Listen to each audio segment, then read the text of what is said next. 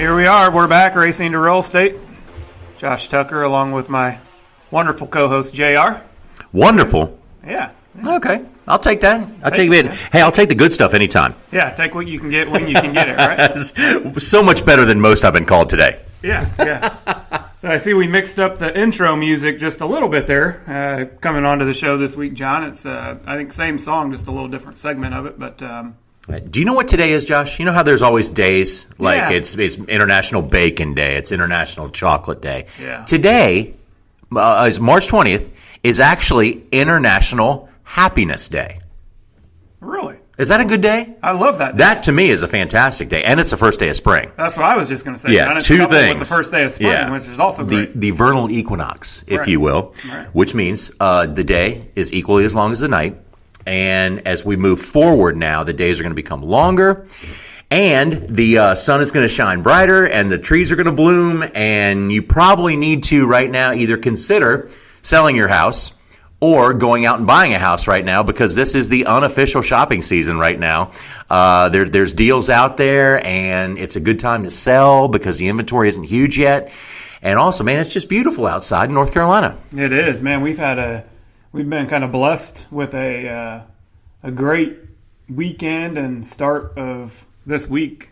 It's been sunny and, for once a little chilly. But once. John, I don't know about you, but I would rather look outside and see sun and have it be cold than have it to be normal temperature, which this time of year is probably mid-60s. Yeah. 70 degrees and rainy. Absolutely. I would rather it be today. I want sunshine. It's 60 degrees, so a few degrees.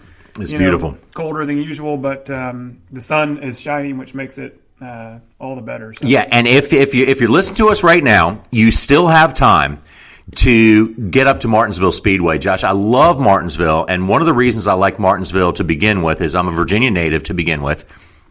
Love the place because it was an easy drive. Sure. But take all that away. Short track racing, beating and banging is the most awesome thing. Absolutely love it. Yeah, I'm a big Martinsville fan, big short track fan.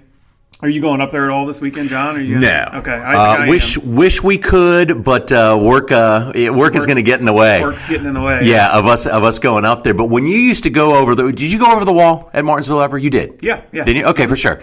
It's tight. It is. Yeah, it's a tight pit road now. Yeah. They've revamped pit road, over the time. I think, but still hairy. But it is, it is for sure. And I think that, and I was already, I don't remember the exact year. I think I was already out of the sport when they started going from a 43 car field to a 40 car field. Yeah. And I think when they did that, they reworked some of the, pit roads that were a little trickier and maybe increased stall sizes a little bit or done some different things. Yeah, here and there they've been able to do that a little bit because I remember for years in Dover when they didn't have 43 pit stalls, the last two qualifiers had to share one, and that was just ridiculous. But when you go to the short tracks, there's no there's an excuse for it. It's short. It's a small area, and you have to have small. There's not much real estate there. There isn't, and so you're beating and banging there on pit road as much as you are on the racetrack. Sometimes that's what makes the short tracks great. Yeah. I'm going up Saturday. I don't think I'm going to go for the Cup race on Sunday. I'll probably watch that from the house, but I'm going to head up there Saturday morning and catch up. Supposed to be beautiful. Our buddies and check in on the DGR Crossley trucks. John, we're an affiliate sponsor, an associate sponsor on all those trucks with David Gilliland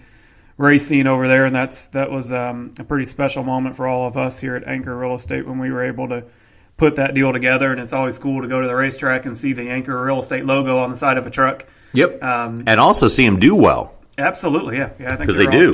They're off to a great start to the season. Daytona was a little rough on them, but what an incredible program that we had David on the show last year. Yeah. And, what an incredible program they've put together. I don't know all the details of it, but I think that, they are something like I think it's either maybe 13 drivers or something like that that'll make their way through DGR Crossley. They're a big development team with Toyota, so they do a lot of work with Joe Gibbs Racing, a lot of work with Toyota, with TRD. And it's pretty cool to see all the young drivers and talent coming through there and watching it on the racetrack is pretty fun. So go up there and check them guys out. See a lot of our buddies up there in the Cup Garage and hang out for the day on Saturday, and then cruise back home Saturday night. The wonderful thing about Martinsville, John, it's only an hour and a half drive from Mooresville, so it's pretty close. If you slightly exceed the speed limit, it's less. Yeah. We don't recommend that. I'm sure I will do that a little bit, although we don't do that slightly. But man, Josh, the one thing though that I think people don't really understand unless, I mean, if you're a fan and you watch racing on TV, there's a sensory thing when you go to a racetrack. There's the smell, the sound, the aura of being there. And one of the things I always loved about now you're going to have upper 60s and sunny, so you're going to have the springtime aura of the trees blooming and everything. And so my cohort on another radio program, Danny Chocolate Myers, today, I was talking about the smell of the burnt rubber, the gasoline, the cars that we all just love. And he said, "Oh, I thought you were talking about the bacon." It says Sunday morning. I hear the bacon. Says, well, yeah, I guess, but I wasn't talking about the bacon. I was talking about the racing. All of it smells good. It all does. Yeah. I mean, the racing, nothing wrong with bacon. The fuel and the rubber and the bacon certainly nothing smells wrong good. With bacon. That's the cool thing on Sunday. So when you're at Martinsville, and all the team guys going to Martinsville on Sunday on race day, they park kind of outside the racetrack across the street, so they can escape. And they can get out quicker. Because they shut the infield down. If you park, anywhere on the infield property, you can't really park in the infield per se at Martinsville. But there's a crew lot right outside the racetrack that we call the infield because it's Martinsville property, right? It's on their grounds, and that's where we always used to park on Friday, Saturday. But if you park there on Sunday, they hold that lot for a couple hours after the race, so you can't get out. Yeah. You don't want to be in a lot that gets held. No. We know that for sure. And what's funny, Josh, that it's not so much in this day and age, but it was for sure before, that when I first started working with Fox Sports, that we would have, once everybody got to the racetrack and got ready to do the weekend of broadcasting, we would have a meeting. Mm-hmm. And the first couple items of the meeting, okay, when are we on? Where do you have to be and when you have to be there? The third item of discussion every time was, what is the escape plan? And there were two racetracks, and one at the time actually was Charlotte. The other one was Las Vegas. Yep. At the time, terrible places to get out of, but we used to have police escorts. Yeah. And so that would be the third item up for bids is on your meeting would be what is the escape plan and how would you get into it and where you would be to escape. And it would make the biggest difference because if you didn't jump in the police escort, if you did that, you were out of there in a half hour. Right. If you didn't, you were out there in 3.5 hours. Yeah, it's crazy. And it's funny talking about the police escort, which I know we're a little off topic here, but that's we are. We got time, but that's all right. How do we get there? I don't know, but that's it's my cool. fault. But let's continue it because I got something about the police escort. So we, when I was in NASCAR, most of my time as a mechanic, we never experienced the police escort. Because the mechanics and the average employees, I guess you say. It's usually for the bigwigs, right? Yeah, so I never experienced that until I was out of the sport and I started going to a lot of races with Greg Biffle, and would fly with him to the track on his jet, and after the race, I would be at Greg's bus, and we would jump in on the police escort. Yeah. So the drivers, they stage their cars. Their bus drivers usually, or their business manager or whoever, stages their rental car before the race even starts. Pretty early in the day, they stage their rental car, and where the police escort's taken off from. Best race of the day is not the cup race; it's the race of the airport, right? It's a crazy deal. You jump in on that police escort, man, and they're zipping out of there, and they're. You're going through grass and you're off the road, and it's crazy what they'll do to get you to the airport quick. But so real quick, Josh, before we get to business though, back when Michigan used to have 170,000 fixed seats, and that racetrack used to be a nightmare to get out of. Sure. And so you had to have your plan in action. You had to park the right place to get out of Michigan in less than 3 hours. So. Back in the day when we were doing a speed show, Spencer had his plane parked on. I don't want to say Willowbrook Airport, something in a Willow Airport. Yep. And so he had his plane parked there, and we needed to get there. So we had our whole plan drawn out. we get in the car and we're zooming out of there, and we need to take a left, right? And there's a state police officer stops us. So you're not turning here. And so we were with Kenny Wallace. Kenny Wallace still had his race suit on. And he said, hey, look, man, I know, you don't, I say sorry. He said, look, sir, I know you don't really care about, us. We're not any different. I'm not saying we're any different, but sir, if I could just take a left-hand turn here, I could get to my airplane and I could be home in no time whatsoever. And the state cop just looks at Kenny and goes, I am a ma'am. I am not a sir. I am a ma'am, and you are not turning there. Oh my gosh. Thanks, good. Kenny. That's good. Yeah. Thank you, Kenny. You ruined it for everybody else that was traveling with you. All right, sorry, we digress. We digress. That's all right, though. That's all right. We got time. You got time. All right, so here we go, John. We're sticking with our normal kind of agenda, if you will. So just a quick got to have a plan. highlight of what we're gonna discuss here. We're gonna recap the race there at Auto Club Speedway. It was a lot of fun. We'll do some social media shout outs. We'll look back at our Fantasy Live results from Auto Club Speedway, mine which were not that great. Nor were mine, Captain. We'll look at the NASCAR Props Challenge. We can make our picks for Martinsville. Looking forward to seeing what those are. I have not looked at them yet. We'll get everybody up to speed. We'll discuss some current real estate market stuff here in the Lake Norman, Charlotte area, so that's always fun. Got good news for you. Yeah, some good news coming up. And then we always do our clear to close, so that's always fun. Not necessarily in that order, John, but those are the main things that we'll be recapping throughout the show. So let's dive right in. Where do you want to start, John? I'll leave it up to you. You want to Well, just let's put a period on Auto Club Speedway if we can. Yeah, because across every media, social platform, whatever you would look at, people were saying, okay, Kyle Busch is about to tie Richard Petty. And we had to say all week long, no, Kyle Busch is not going to tie Richard Petty. Richard Petty's 200 wins were not Kyle Busch's 200 wins. Right. They're not the same. We agreed on that. Yep. Everybody good. But people still did it. And other, like what you call some of the mainstream media, they'd still have headlines of, Kyle Busch is about, okay, Kyle Busch won his 200th race. And he did it in the Cup Series. And I like the fact that the way Kyle handled his post-race interview. He was legitimately, I think he was humble. I think he was thankful, and I think he is one of the greatest drivers of our era, if not of all times. He has a lot more wins left in him, so I like the fact that we can move on from that now. Yeah. And maybe we don't have to talk about it till he gets 300 again. But it just, Josh, it just called up so much different. If you didn't like Kyle Busch, you said he shouldn't be racing in lower series. If you like Kyle Busch, you said, yeah, he should be. It's hard to win there. And if you love Richard Petty, you said so wherever you came from.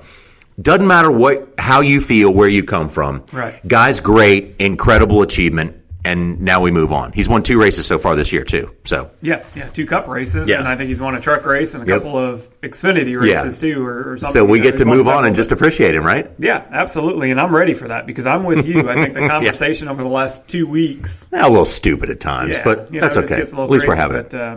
But, I mean, man, at the end of the day, it's a wonderful accomplishment. It's not comparable. We know that. Mm-hmm. Everybody's talked about that. We know it's not...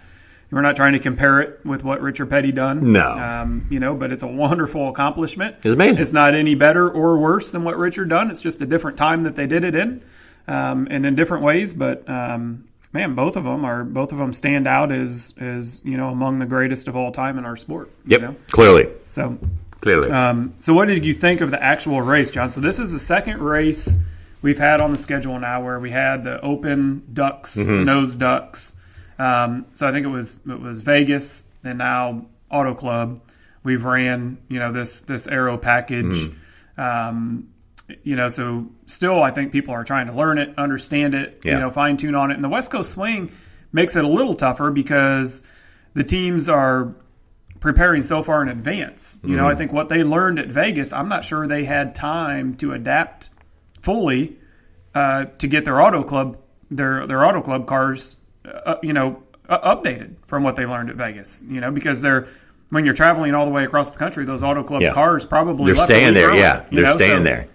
So, but in any event, I thought that the package I think it improved. I think that they're starting to learn a little bit more here and there. I hear a lot of criticism about it from people on social media, and I'm still of the opinion that we need to play this out. You know, let's meet after the first Charlotte race, and let's talk about at that time what the package, you know, is doing and if changes need to be made or don't need to be made. Yeah, exactly. And I never thought at the end of last year, I never thought there was anything wrong with the on-track competition. I know a lot of people disagree with me. Yep.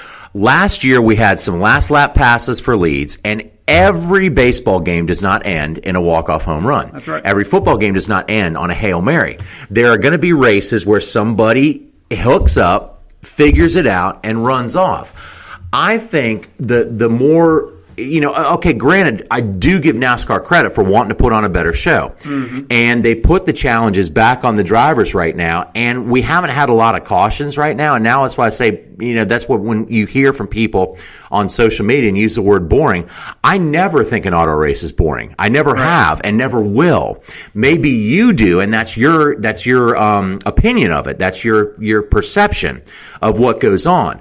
But there's people that like wrecking, that want to see wrecks all the time. I understand that. And I don't mind it nowadays because the cars are so safe. I don't want to see my friends get hurt, so I don't want wrecks. But now that the cars are safe, okay, yeah, we maybe need to make them a little bit easier to spin out. We may need to make them a little bit harder to drive. But we're seeing more passing, if that's what you wanted, was more passing. But I really don't think that there was that big of a problem with the on-track product we saw last year. Right. And so as we go through this season, and we start looking at the aero package, or at the package of the cars, it's making them, you know, less aero dependent. I like the fact that they're moving towards it, but let's not place too much. I don't know about placing too much emphasis in it and saying, is it a failure or is it a success? No, we still have these great drivers out there moving back and forth around the racetrack and doing what they can. That's right. In these cars. So, you know, more passing, more action on the racetrack. I'm fine. We're going to get it this weekend on the short track for sure. It'll be a lot different race this weekend than what we've seen leading up to it so far this year. But yeah, I'm with you. I mean, I'm with you. So bottom line, I was fine with the race. I enjoyed it. I was too. Now let me get your opinion on qualifying. So obviously we know the final round goes down to 12 cars, and none of them make it back around to the start-finish line to take a timed lap. So what's your opinion there? I heard a lot of debate on the radio shows, and we've been talking about this, Josh. Since Friday afternoon. But here's my bottom line on it. Don't hate the players, hate the game, and don't think for a second that anything was different. People say, "Oh, I don't like this new qualifying format." Qualifying format is new. It's the same format. Yeah. It's just that nobody wanted to be the first one out there. So these guys are, there was a time when qualifying probably didn't matter that much, but nowadays every little bit matters. Qualifying matters. It's big. So if you can have any advantage whatsoever, you don't give it up. And these guys knew, I don't want to be the first guy out on the racetrack. I don't want to be out there first and have everybody else benefit off me and have me start further back in the pack and get a worse pit selection and everything. So what I think is probably a pretty simple solution is to say, in my mind, I say, okay, once you leave your pit stall, you got to keep going. You can't stop. Yeah. Okay, go out there and start running. So when someone makes the move to go out there, but again, for the fans, we can't have people stop at the end. We can't have that stop. Yeah. I didn't mind it because I thought it was strategy. I love strategy. I like fuel mileage races, so I'm different than your average person. But when you had those guys come out and stop at the end of the road, it wasn't a good show for the fans. Right. And I understand why they're mad. But, let's make a quick tweak because everybody, what some of the negatives that people were saying throughout the week, Josh, and it doesn't really make any sense to me. You say, man, all right, we cannot have any more rules. We cannot make this more confusing to the fan. Let's not bombard with rules. Only thing we did that was different was institute a pit road speed limit last week. That's right. And that's for safety's sake. Yep. But other than that, it's the same format, and so now you're not going to see it for a while now. It's going to be, it'll be a while before you see that situation again. Right. But they'll do something. They'll make a rule, and it won't be a bombardment of rules that are confusing. They'll say, simply put, look, you guys leave your pit stall, you got to keep going. You can't stop and play chicken like that. Yeah. And I heard a couple people mentioning that maybe there was, an opportunity for a rule to be made that if you don't attempt to make a timed lap in the round that you're in, that instead of your time standing, that you automatically start at the tail for the race. Sure, and I agree with that. That'd be fine too. Yeah. That'd be fine too. Just that make basically something would have put you... whoever was 13th last week at Auto Club Speedway. I don't remember who that was. Would have started from the pole. And 1 through 12 would have started 28 through 40th. Yeah, because none of them made a timed lap. Yeah, So maybe that's something NASCAR's looking at. I heard a few people throw that out there as an option, but it'll be interesting to see what NASCAR comes up with. Like you said, it's going to be different for the next couple of weeks anyway. I know. I don't know when the next open duck package is, where some I'm not drafting sure when might come into play, but you're going to have the same situation unless unless you make some changes. Yeah, because these guys got to do what they can. They do what they can within the rules. That's right, for sure.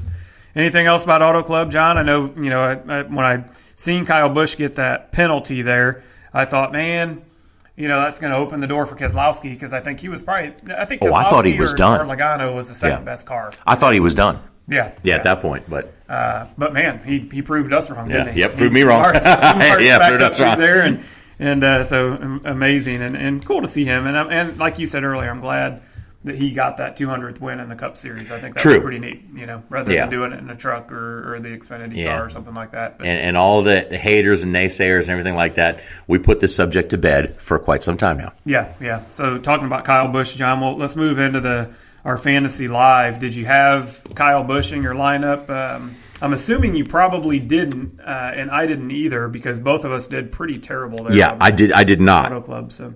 I was looking at California guys. I wanted more from Jimmy Johnson. I expected more from Jimmy Johnson. So I had him in there, had Kyle Larson in there, had Martin Truex in there. If it weren't for his qualifying debacle, I think he would have been a lot better. He was my pick for the winner in another game, and finished in the 8th spot. Did not do me, unfortunately, very good there either. Right. So, again, I'm almost thinking that with the fantasy picks and racing, that once you do your homework and you figure everything out and you look at all these trends and all this, that, and the other thing, you should take all those picks and crumble up that piece of paper and throw it out and figure out some other way. Right. Because all my stats and trends and there's definitely some others in our league that have it figured out better than we do, and much I don't better. know. So I'm looking back here on my 5 starters from Auto Club, and I took some big risks this week, and I knew that going in. But sometimes you got to, though. You have to. And I just didn't know with the package if it would be shaken up a lot or what. So I had Larson like you. I also had Johnson. I think we talked last week on the podcast, and you told me that you were picking Johnson, and I told you that I thought you were crazy. But after watching practices and looking at 10-lap averages and stuff, I thought, I thought, wait a minute. He might have something here. So I had Johnson in there. I had Austin Dillon. He was starting from the pole. He had good 10-lap averages. I expected more out of him, but he did have a fast car early. I had Eric Jones, and I had Alex Bowman. So those were the 5 starters that I had. I had Hemrick in there as well, and he was my garage driver. And he stayed in my garage because I think he wrecked pretty early on. And then let's see, bonus picks I had for the pole award. I had Johnson. Obviously, I forgot to put my pole pick in. That's second week in a row. Yeah, JR. That's not That's not helping us. Stage 1 winner I had Harvick. Didn't win anything there. Stage 2 winner I had Larson. I had Brad Keselowski as the race winner, and I had Toyota as the manufacturer. So I did get the 10 bonus points for the manufacturer win with Toyota and Kyle Busch, so that was good. I had Ford as my manufacturer, which is just, I don't know why I did that, because it didn't make any sense with any of my picks. Right. But I don't know. Well, that's the way it works. So, mix it up. For Auto Club Speedway, we have Pirate Girl. Once again, I don't know who that is. Pirate Girl, if you're listening to the podcast. Yeah, tell us who you are. Send John or I a text or message us on social media. Because we want some tips from you. You won Auto Club Speedway, 258 points scored. Once again, P. Duncan, John, you and Tracy's. Patrick. He's the man. He was second place this week, 239 points scored. Who else do we got? Biff's girl, Christina. She was, I'll talk about her a little bit later in the podcast as well. When it comes to our social media shout-out section, I got some stuff about her I want to talk about. But she had a good week, 4th place, 228. Looking down through here, John, I finished. You guys beat me this week. Oh, we did? You did, yeah. You guys were 13th. I finished at Auto Club Speedway dead last, John. We got 15 people in the league. I scored 128 points, so miserable weekend. Not excited about that, but hey, is what it is. Everybody has their bad weeks, and we keep moving forward. So looking at the overall points, CLT 330 guy is leading the charge at 1,012 points. Not sure who that is. Pirate Girl is in second with 1,011, so just 1 point back. Who else do we got here? Biff's Girl is in 5th. Chris Owen led the overall standings early on. He's slipped down to 6th already. Patrick Duncan, we've mentioned him a couple times. He's overall in 9th place. I'm in 10th place with 862, so about 150 points out of first, which is a lot. And Robert's team, there you guys are, still down there in 15th. 632 overall points scored. Now, disclaimer, you guys did not pick for Daytona. We missed Daytona because we weren't paying attention was the problem. Yeah, that put you on a comeback trail for sure. So 632 total. Looks like you're about 90 points out of 14th. So that can definitely be made up. So anyway, that's the Anchor Real Estate Fantasy Live results. Anybody listening that is not playing, sign up, man. It's free to play on NASCAR.com. It's fun. Yeah, it's fun. We chat about it on the show a lot. We give people some shout-outs that are playing. So sign up, NASCAR.com. Select Anchor Real Estate as your league. I've mentioned the password on some previous podcasts. If you have any questions or issues trying to sign up, just give John or I a shout out on social media, and we'll help you out. But we would like to increase our league size a little bit. The more the merrier. Yeah, the more the merrier. Let's, John, jump in here. Let me see if I can remember how to do this. I was going to jump in and talk a little bit about some NASCAR props. And while I'm pulling that up, John, let's see here. Props Challenge. Here we are. Okay, so Props Challenge. That's for Martinsville. Let's look back here at Auto Club. We did not do well, John. No. we did not do very well. We picked these for Auto Club Speedway last week on the podcast, and we had -2 points. So you get 1 point for every right and -1 for every wrong. Uh-huh. So we had 6 wrong answers and 4 right answers. Negative for a -2. Yeah, so we didn't do that good. So we got to step it up here this week for Martinsville. The Props Challenge questions have posted on NASCAR.com. So let's go through these, John, and set our answers. This and hope we do better for Martinsville. Yeah, and let's try and at least break even here, have a 0 or better. So. Okay, here we go. Martinsville Speedway NASCAR Props Challenge. Question number 1. The average number of lead changes at Martinsville has been 13.7 in the past 6 races. Are we over or under 13.5 lead changes on Sunday? Under.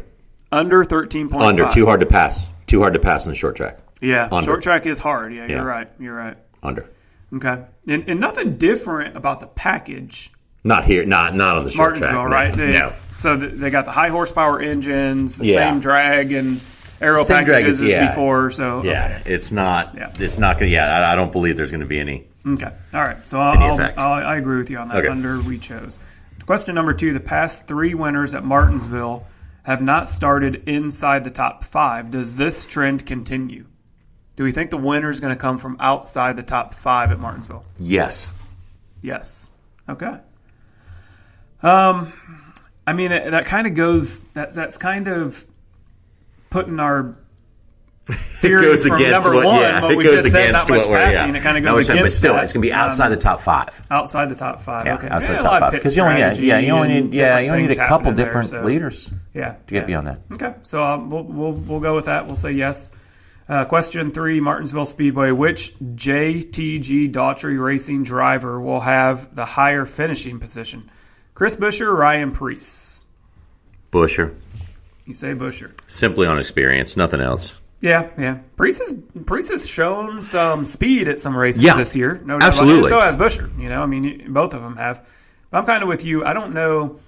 So Priest coming up through, I think his previous NASCAR stuff has all been with Xfinity, right? He hasn't done any truck racing, and Xfinity doesn't run Martinsville, so I don't know. I don't know what experience he might have at Martinsville, other than and it's hard, man. The drivers will tell you this one is hard. This one is really hard. And you show it shows. Yeah, and Buescher's been there a handful of times now. With he at least has the Xfinity experience. And Cup experience. At least has experience. I agree with you on that. So we'll say Buescher. Question 4: are we over or under 11.5 drivers score stage points on Sunday?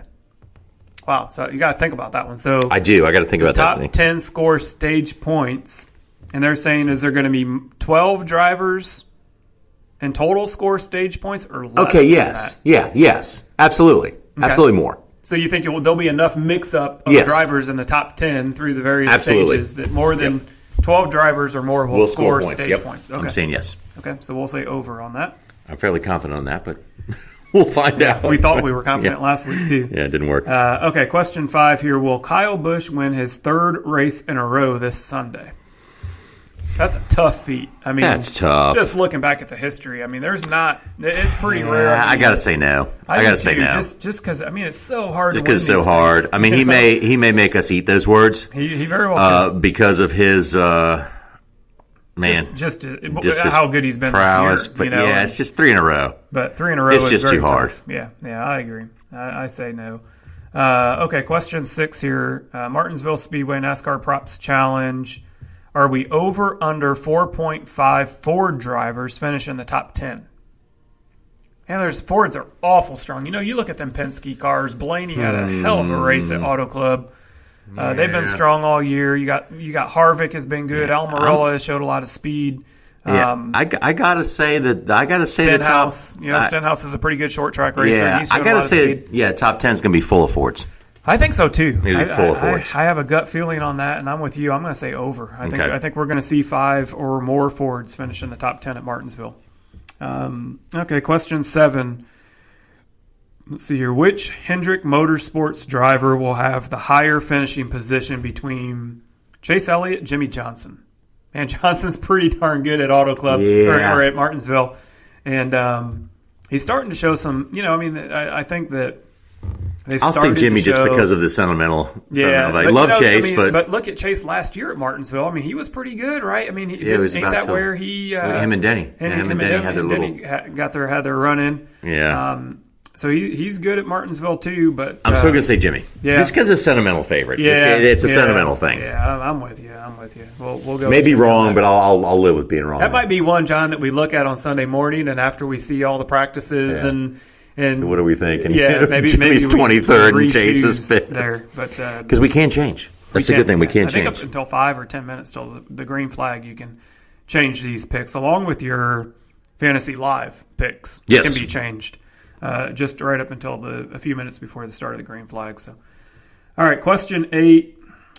Martinsville Speedway NASCAR Props Challenge. Over under 2.5 drivers each lead over 100 laps in Sunday's race. So, are there going to be 3 different drivers that in Sunday split up that lead a minimum of 100 laps? No. I don't think so either. I don't think so. I think that's an easy one, actually. Yeah. I mean, I don't see I think that's an easy 3 I think that's drivers easy. leading 100 laps each. That would be a lot. So I think that is not going to happen. I'm with you. Yeah. I don't think so. Yep. I think that's an easy one. I think I chose the wrong answer there, John. Let me go back and switch. Yeah, better fix it. Yeah. Okay. All right. Question 9, almost done here. NASCAR Props Challenge for Martinsville. Which team will have the highest finishing driver? Do we think that's going to be Joe Gibbs or Team Penske? Of course, they choose the 2 teams that have won every race this year. Yeah, boy, that's tough. That is tough. Because, I mean, Kyle Busch is really good there. Denny. He's Gibbs. Denny is good there. Yeah, you got Team Martin. Penske. I don't know Brad and Logano's records at Martinsville. I know they're Logano decent, was but dominating the race in 16 when when Matt Kenseth come back out on the racetrack and took him out. Took him out. So, that might have been 17. I don't remember what year that was, but Okay, let's just by sheer numbers, just nothing other than sheer numbers. You got to go Gibbs. Yeah. Just by numbers, but we could. That's a tough one. That's a toss up. It is. I mean, I think you're right by numbers. You have to go. You have to go to Gibbs. The total number of wins between them two organizations, Gibbs probably has it. Mm-hmm. So let's just go that route and pick Gibbs on that one. It's tough though, because Penske has been really strong this year. All right, final question: NASCAR Props Challenge for Martinsville. Brad Keselowski has an average finish of 5.0 the last 4 races at Martinsville. Will he finish inside the top 5 on Sunday? I think he will. I think he will. I agree with you. I think he will. I think that. I mean, I don't know how many races of the top of the 5 races we've ran so far he's finished outside the top 5, but he's raced in the top 5. I think every race so far this year. He's had good cars and they're on a roll. So I say yes, he will. He will have a top 5 finish. All right, so there you have it. You have picked all 10 props for Martinsville. Tune in March 24th, 2 p.m. Eastern Standard Time on Fox Sports. Check back after the race to see how we did. All right, John, there we have it.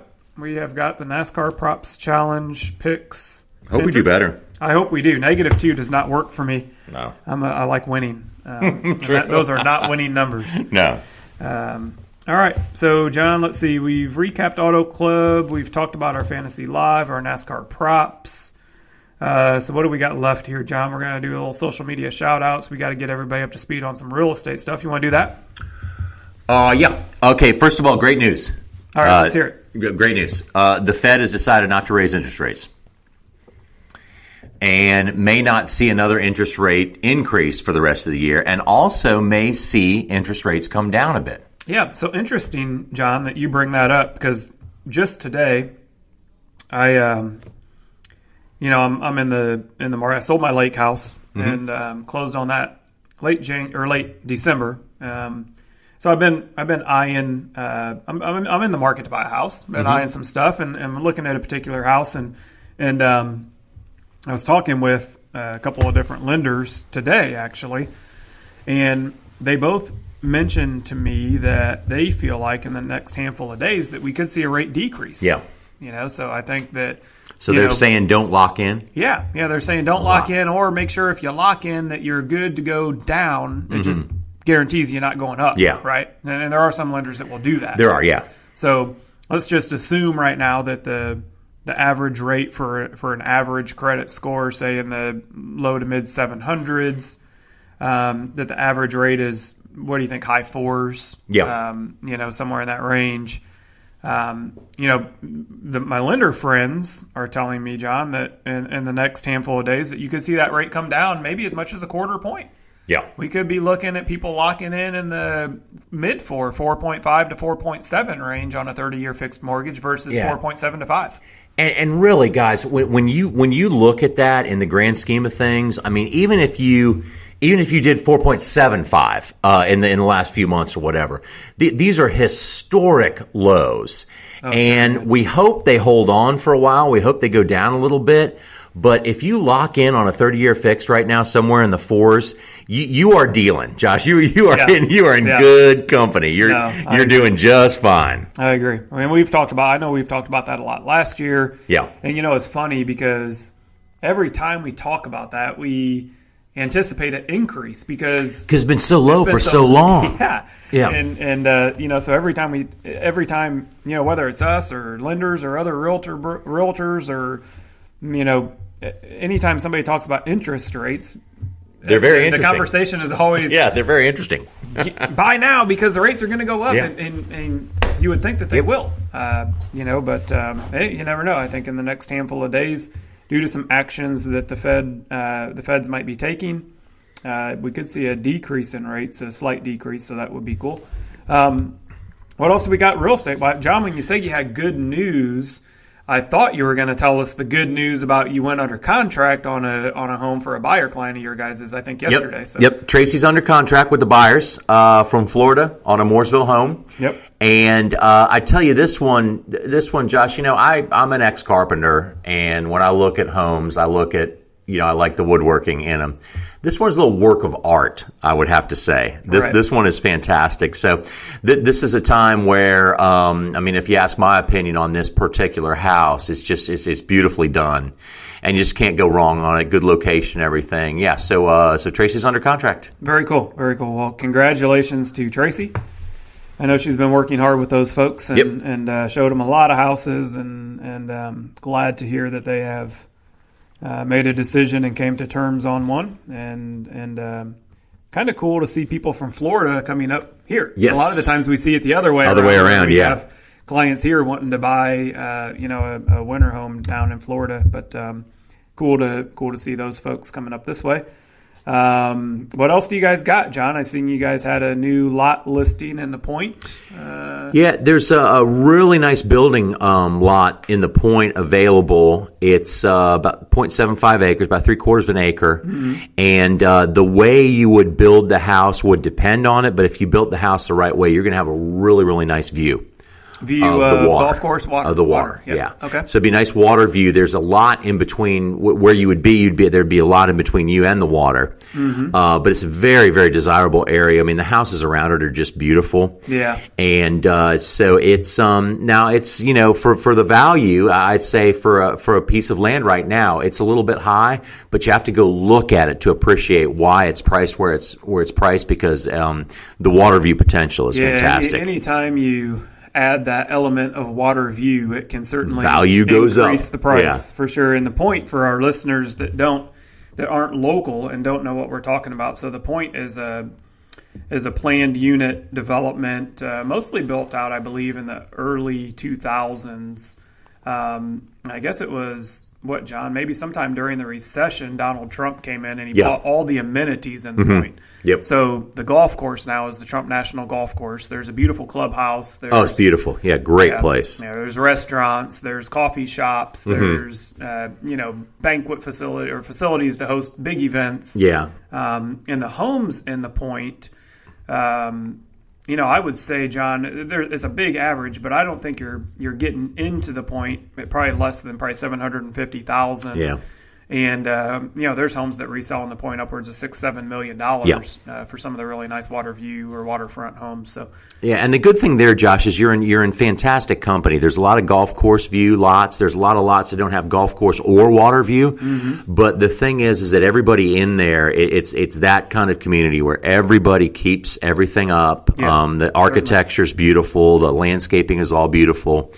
And everybody maintains it very well. Yeah. Now, does the lot that you guys just listed in there, does that lot have a deeded boat slip? Yes, it sure does. It does, yeah. So a lot of those off-water lots in the Point do have deeded boat slips, and that adds some value there too. So it's right around the corner. Well, very cool. Very cool. And you guys got your office. I see your office condo listings there coming up. That's good. I know you guys have been showing the heck out of those things. Yeah, great office space in Mooresville. And the good thing about the office space in Mooresville is the fact that it's very elegant in the front. Mm-hmm. It's well, it's redone, repainted, hardwood floors and everything. But half of these office space things on both sides, they're accessible by big garage doors in the back. So you're talking about on either one of them, maybe 1,400 to 2,000 square feet of warehouse space. Good storage. Yeah, heating and air. Yeah, climate controlled. Oh, good. Huge areas for whatever you really want to do. So you can have your office space up front, which is clean, mm-hmm. and park your vehicles or do production in the back. It's a fantastic location right off 150 in Mooresville. 150 in Mooresville. Yep. That is a good location, good visibility there for sure. Yeah, good place. Yeah. Well, that's cool. Let's see. For me, John, I've got a new listing hitting the market tomorrow. I'm excited about. That's going to be up north. It's a Mooresville address, but it's actually up off of Fernhill Road. Okay, know it well. Yeah, Blue Ridge Trail is the name of the street, and we've got all of our photography done. Everything is ready to go. Just got to finish up some inputs in the MLS, and that will hit the market tomorrow. It's about a 4,800 square foot, all brick and stone. And I say 4,800 square foot. That's finished space, there's also an unfinished basement, which you could finish up, and that adds about an additional 2,000 square feet. Really? Pretty good size unfinished basement. So I think you could be pushing 7,000 square foot of conditioned space at this place if you elected to finish the basement or the lower level. It is a daylight lower level. It walks out, so that's nice. House was built in 2016, so pretty new, and it is immaculate. It's beautiful. Nice. It's got the open, layout that everybody wants today, where the kitchen's wide open to the family room. And Yep. master's on the main, and everything's right about it. So we're going to bring that to the market tomorrow at $775,000, and we're excited to have some showings there and get some feedback and hopefully find a buyer for it pretty quickly. Sounds like it's going to go fast to me. Yeah, it's a beautiful place. Look out for it. It'll be on anchorre.com tomorrow afternoon. I leave here directly after we're done filming this podcast to run down to Huntersville and sign a listing agreement for a new one that we will have on the market next week down there, much lower price point. I think we'll list that one somewhere in between 250, 275 range. I think that place was built in the early 2000s, but really nice neighborhood down there called Cambridge Grove, right off of Samford Road. Yeah, know it well. And at Cambridge Grove down there in that price point, watch out.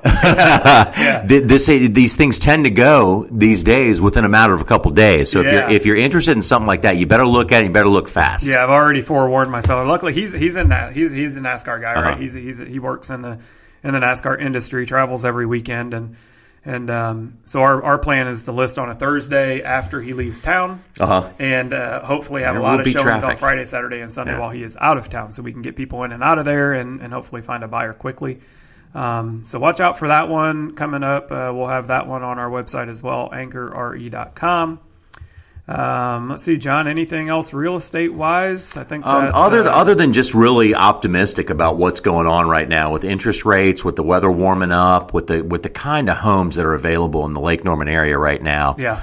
I think the real estate market personally is really going to be booming for next couple months. It's going to be hopping. Oh yeah, I think the trend that we've seen really the last several years will continue throughout 2019. I think we'll have an extremely busy spring. I think the market will stay, very strong through summer and fall. I think the big question looming out there is what happens in 2020. We got presidential election we got to deal with, and I don't like talking politics, especially on a podcast, but there's a lot of questions about what that might bring. Oh, there always is. There always is. A presidential election can sway. Yeah, so not only do we have a presidential election coming up next year, John, but we also we're in a cyclical cycle that if you look at it, by all means should be starting to peak or head downhill. Yeah. We haven't really seen that yet in the numbers. We've started to see some sales numbers slowing. We've started to see prices flattening out, but we haven't really seen an actual trend that says, okay, the market is in decline yet. Yeah. But, it'll be interesting to read the next 12 to 24 months and see how that all plays out. All right. So other than that, I think we're good on real estate. John, what do you got for social media shout-outs? I have one that kind of goes across all three platforms that we monitor heavily here, Facebook, Instagram, and Twitter. But I will let you go first because I know you said you had something too. Yeah, just saw something today where there's a fellow by the name of Bob Jenkins. Josh, I think a lot of people that have watched NASCAR for a long time will remember that. And this hit sort of close to home with Bob. He was inducted in the Indianapolis Motorsports Hall of Fame. Okay.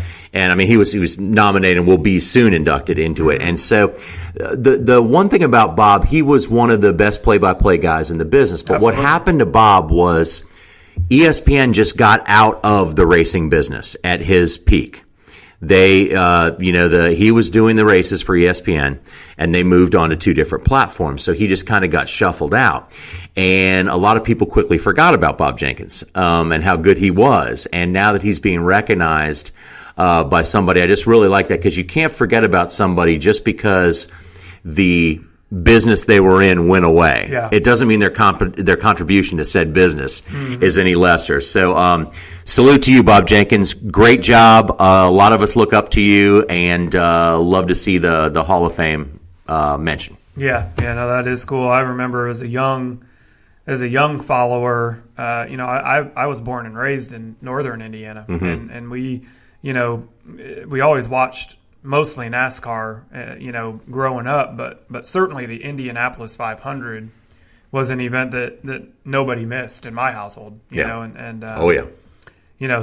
I'm familiar with Bob, and I think the work that he has done is second to few, and it is cool to see him getting that mention. And John, before I do my shout out here, we got a little bit of time, and hearing your shout out, just brought something back up in my head that I want to hear your opinion on. And this can kind of go into social media too, because this is kind of where I learned of it on social media. And I think it was, I seen the initial tweet from it, I believe it was on Twitter, from Dale Jr., and he was tweeting that he was going to have, I think last week on his Dale Jr. Download podcast, his guest was Kurt Shelmerdine. Yeah. And Kurt was, I think in the last couple of years, was on the list of nominees for the NASCAR Hall of Fame. And this year, for the first time ever, if I recall correctly, his name dropped off of the list of nominees. And I don't think that's ever happened. I don't believe in the history of our NASCAR Hall of Fame, which isn't, extremely long. But I don't think we've ever had somebody on the list of people, of potential inductees. I don't think we've ever had a name come off the list. And I think that, from what I know of Kurt Shelmerdine and the championships he won with Dale Earnhardt Sr. and the work that he put into our sport, I was pretty surprised to see his name come off. And I know it stirred a lot of emotion on social media. So quickly, what's your, what do you think about that? I mean, I know there's been a lot of talk. Yeah, what I heard from most people, I mean, I knew Shelmerdine, somewhat, but not as well as a lot of people know him. People that knew him best said the thing about Kirk is he would go to the racetrack, he would do his job, and he would go home.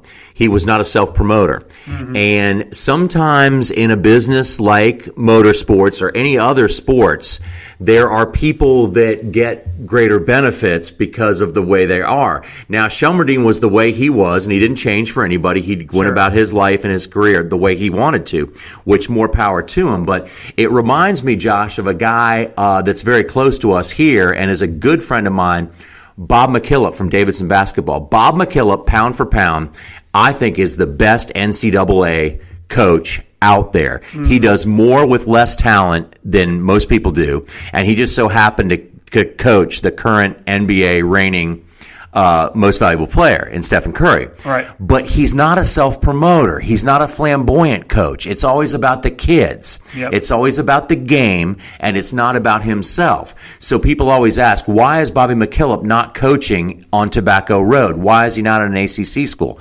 And the answer there is because he's not a self-promoter. He's about the job more than he's about himself. I think that applies to Shelmerdine. Yeah. You're right, and he was certainly creating all his records and doing all his things when I was young and didn't follow the sport as closely. But he was, from what I remember, he was quiet about it, and but still very deserving. And I think what I seen on Twitter, I believe it was from Mike Davis, who is Dale Jr.'s kind of right hand man, said that he won 4 championships, and in a 6-year period, his worst championship finish was second. Yeah. So in 6 years, he won 4 championships and had 2 seconds. If I'm not mistaken.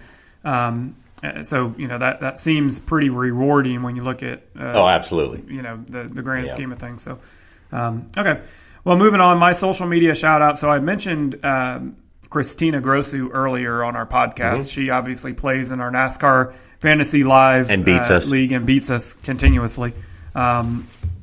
But I've seen her all over social media this week. And I mean, like, every time I open my Twitter, my Facebook, my Instagram, it's Christina everywhere. And so she is in I want to say a battle, and that might not be the right word, but she's been nominated with a host of other realtors across the country to be honored by Realtor.com and the National Association of Realtors as a 30 under 30 for the 2019 year. So every year the National Association of Realtors does a 30 under 30 issue, and it's week or monthly publication.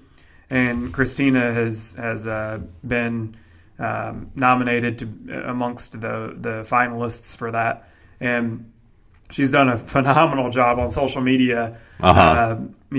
Trying to lobby out there for votes, and she's had my vote. I think I voted daily for her, and I would love to see her get that 30 under 30. What an accomplishment that would be for her. And she's a great real estate agent and does a lot of things for the local community here. And so it would be cool to see her get some attention in that regard. So well deserved. Yeah. So we're polling for you, Christina, and that was my social media shout out.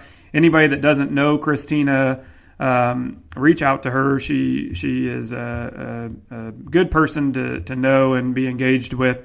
I think it's Christina Agent on Instagram and Christina Ann on Facebook, and I don't recall her Twitter handle, but be easy to find. Yeah, she's easy to find. She's all over the place. So good job, Christina, and we're rooting for you. All right, so that's it for social media. Clear to close. John, I got a couple of things coming up here next week. I am heading over to Raleigh, the great city and capital of North Carolina. We have got legislative meetings lined up all day Tuesday, Wednesday for the state board of directors for NC Realtors. So we're meeting with all of our legislative folks over there, all of our senators and congressmen, and we're helping advocate for private property home ownership rights. So that's always fun. So spending a few days in Raleigh next week doing that. We also do have a board of directors meeting scheduled for NC Realtors while we're down there in Raleigh. I get back late Wednesday evening. Thursday morning, I'm speaking to the local Rotary here in the Lake Norman area on behalf of Lake Norman Humane, giving all those good folks over there that attend the Rotary an update on Lake Norman Humane and what good we're doing for the community and our new facility that we're building. So I'm looking forward to that. So next week is shaping up to be pretty busy, but I'm down for the challenge and look forward to it. So, John, what do you got for final thoughts here today on Racing Real Estate? Well, it's funny, and this was not planned. This was my final thought, and it just plays right off of what you just said, coincidentally. We went by the other day to see the progress on the new building for Lake Norman Humane. Yes. And it is a phenomenal place, and we have some fundraisers coming up. And I know it's kind of difficult these days. I mean, everybody, it seems like wherever you go, they're asking for some type of donation. Yeah. And it's difficult enough for people to ask for human donations right now, but there's a tremendous need for pet care and homeless animals right now. We can't forget about them. True. So if just my advice is, if you have it in your heart and you can give a little bit, Lake Norman Humane is dollar for dollar, goes to actually help something. And check us out. We're easy to find, Lake Norman Humane Society. And if you can help us out, please do, because we have fundraisers coming up, and it goes to a great cause. Yeah, absolutely. All right, cool, man. That's it. That's it for us today, Racing Real Estate. We'll see you next week, guys. So long.